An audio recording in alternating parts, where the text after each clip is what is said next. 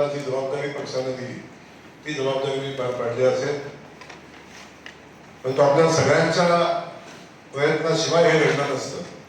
खास करून सोलापूर जिल्ह्यातल्या जनतेला मी मनापासून धन्यवाद देणार आहे की ज्यांच्या आशीर्वादाशिवाय हे शक्य नव्हतं. घरून आशीर्वाद जनतेनं दिलं.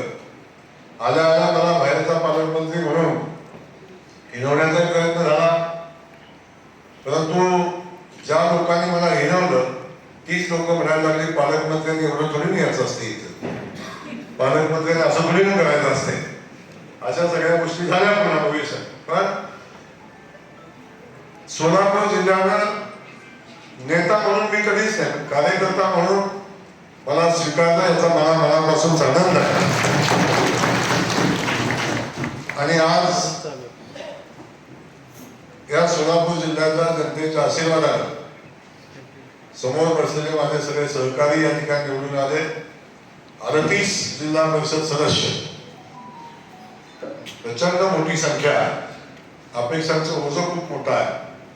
पण हे आमचे सगळे सैनिक या ठिकाणी निवडून आले. मला खात्री आहे हे उपस्थित असलेले सगळे जिल्हा परिषद सदस्य जो शब्द तुमच्या सगळ्यांच्या वतीनं आम्ही सगळ्या नेतृत्वाने दिलेला आहे की आम्ही तुमची सेवा करू, आम्ही तुमच्यासाठी काम करू, आम्ही आपल्या भागामध्ये काही ज्या अपेक्षा लोकांच्या होत्या त्या पूर्ण करू, अशा पद्धतीची भूमिका मांडून लोकांच्याकडून आशीर्वाद घेतले.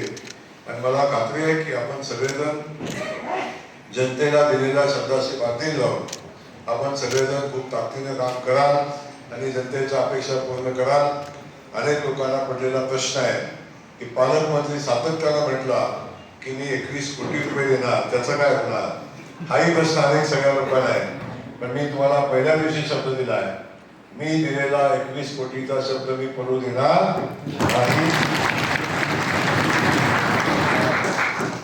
5 वर्षात तुम्ही सांगितलं ते 4 वर्ष जो आमदार स्वतःच्या निधीतून खर्च करतो त्याच्यापेक्षा 1 कोटी रुपये जास्त द्यायचा शब्द आहे, त्याच्यात कुठेही कमी पडणार नाही.